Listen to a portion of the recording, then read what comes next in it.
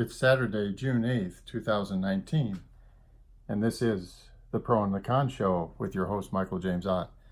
Welcome to the show.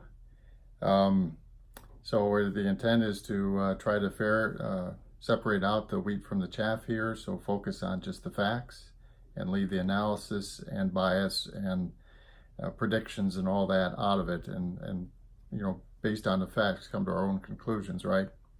So let's just jump right into the news. Again, looking from liberal to conservative across the spectrum here.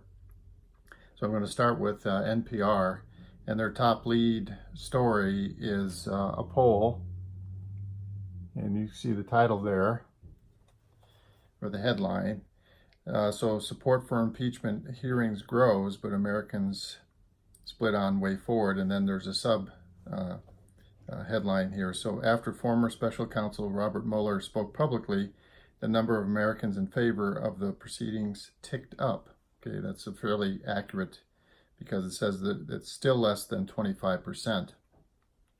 And 39% of Americans, at least in this poll, don't want any further action at all. Okay, so that's sounds like who, what, where, and when. Okay, and you notice there's not the kind of rhetoric, this inflammatory language in these headlines.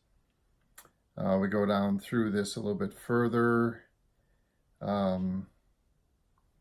There's a fellow, he's the most prolific serial killer in America. So this fellow named Samuel Little, who apparently over a 50-year span or something like this, it was many decades, they think he has killed up to about 90 people. And they were women and a lot of homeless, prostitutes, people that he figured no one would care if he killed them. And he just admitted to killing another 5. And the authorities think, the FBI thinks that he's killed many more. So again, probably they think he probably killed around 90 women over the course of 4 or 5 decades. So then it says Trump and U.S. and Mexico have reached a deal to avoid tariffs. So Mr. Trump was basically threatening to put tariffs on all the goods flowing in from Mexico, which is a huge amount every day. And so it was pressing Mexico to try to do something on their side of the border to limit people coming to our border. And so the thought was tariffs. And as you recall, if you've been following the news up to this point, or looking at my previous shows, some of the Republican senators and representatives were not wanting those tariffs and deployed. Now, we're going to go to one of the more liberal sites, and they're going to have a headline. In fact, let's just do that right now. So now I'm going to go. You saw NPR's headline. I read it to you. So at the center of CNN, which is a little bit more liberal biased news source. So right at the center, it says New York Times, Mexico, U.S. agreed on border policies months before Trump tariff threat. So the implication of that headline is that this was all a big show, that this was all predetermined, and then Mr. Trump just did this big show thing. But if you actually read the article, what you find out is some of the policies that the two countries have agreed to and actually adopted and put into place in the last day or so were agreed to over past months. Okay, so that's a lot different than kind of implying that there was this pre-agreed thing, and then I'm going to run it like a reality TV show, and have this the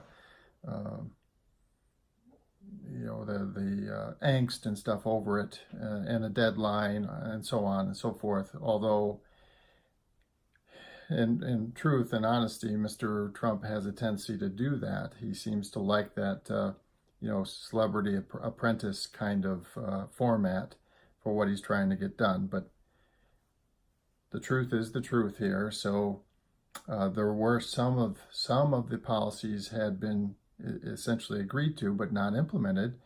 And then there were more things involving use of troops and stuff to prevent the migration to the U.S. border. So Mexico has agreed to that, and Mr. Trump has announced that indefinitely the tariffs, the threat of tariffs, has been put off indefinitely until at some point, if he doesn't agree that Mexico is doing what they have said. Anyway, so just to emphasize the importance of understanding where these news sources are coming from, and again, focus on who, what, where, and when. And when you read a headline, taking the time to read it and be respectful of the full facts in it, and not just accepting the headlines, which is quite easy to do. But that's where we get into a lot of trouble with the bias because of the word choice and the pictures that they put in these headlines. Let's see here. So now we're going to Huffington Post, and one of the things that is interesting, though, is I usually feel pretty good about reading articles from a liberal or left-leaning news source about liberals and left-leaning people, politicians especially, because a lot of that attack bias is out of it, and it's more of, well, this person is failing the liberal cause because of what they're doing. And so there's a headline here on the Huffington Post. Let me make sure you can read that. So there on the left, it says, Joe Biden had a very bad week. And when you read that, see, Mr. Biden, he has a problem. He is the front runner. He's the most well-known of the potential Democratic candidates, but he's well known because he's been in politics for decades and decades and decades, and over the course of that time, he has been involved in many decisions, many votes on legislation, and those votes don't really align with some of the stuff that we would perceive of today, and the way he explains them. So here, let me give you an example of what I would do if I were him. So one of the things was he was involved with voting for, and I think even advocating this tougher sentencing legislation that happened. And what happened over the course of a couple of decades is there's a general consensus that it led to incarceration of a lot more people than was necessary. And probably a lot of people with ethnic backgrounds that were than was necessary. And so Mr. Biden today would say, well, that I don't support that, but he did decades ago. And so one of the things, one of the things that happens when you go through decades on this planet is that and government is not perfect. So there was a proposal, whatever it was, 30 years ago, to make the sentencing laws more strict.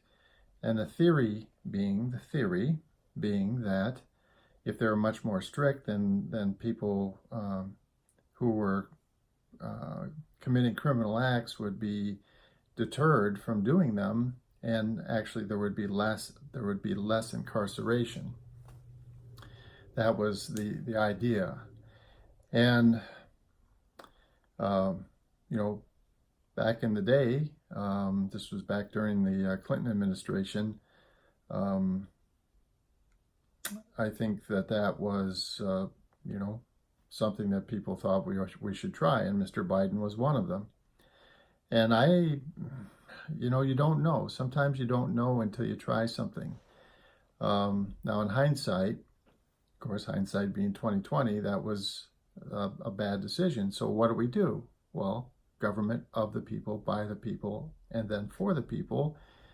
If you legislate something and you realize 10, 15, 20, 30 years later that it's not appropriate, or you have decided that it's not working, or you now know that there are better ways to do something, well, then you change. And you just say, that's what we were thinking before. That's, the reasoning behind it. And it didn't work out that way.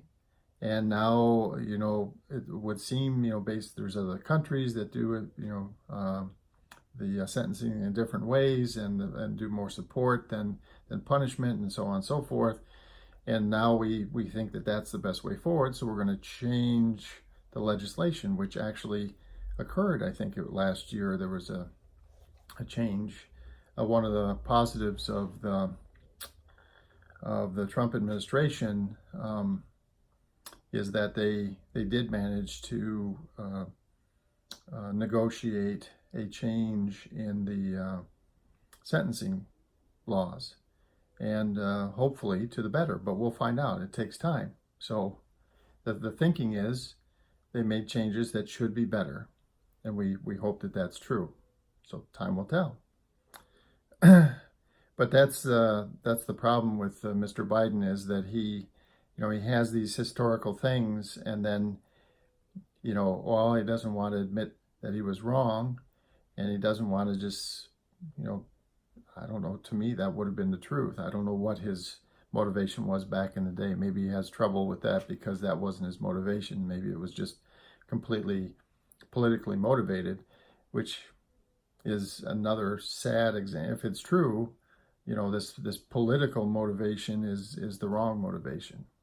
And by political, I'm not talking about supporting each other and doing something positive for the average American, and therefore being political. What I'm talking about is doing something for my own good, so I can be reelected and increase my wealth, influence, and power. This is the political definition that I'm talking about.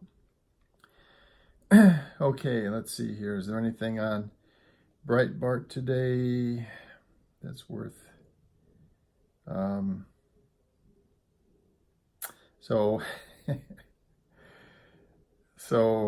Mitt Romney and Mr. Trump have had this love-hate relationship, mostly hate,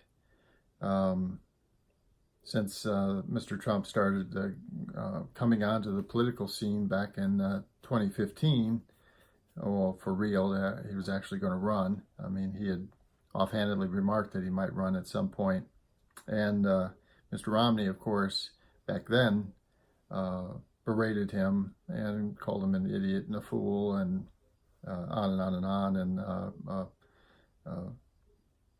a con man, which actually he is, and so on, and then refused to endorse him, for president, and in fact refused to vote for him and voted for his wife. When he, at least that's what he says. Of course, it was a secret ballot, and then after Mr. Trump was in office, he actually talked to Mitt Romney about maybe having a position in his administration.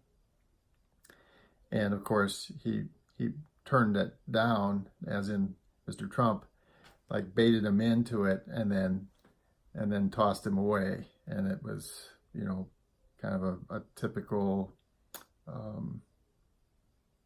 political move to really try to discredit somebody. But then later, Mitt Romney's running for Senate in Utah and asked for Mr. Trump's endorsement and got it. And now Mr. Trump is asking for his endorsement, and Mr. Romney is holding it back. And again, it's kind of like this love-hate relationship, or hate-love relationship. Well, anyway, So yeah, we're up to about 15 minutes, and it's probably time to sign off for today. So again, Saturday, June 8th, 2019. This has been the Pro and Con Show. I hope you will continue to watch or go back and watch all the shows and watch the new ones coming forward. And yeah, you know, step up to your neighbor. There are a lot more like you than you think. And brother, I want to understand where you are and how you got where you are, and I ask you sincerely to do the same with me. And then once we've done that, let's talk about the way to move forward. All right. So have a great evening no matter where you are. And for Michael James Ott, bye for now.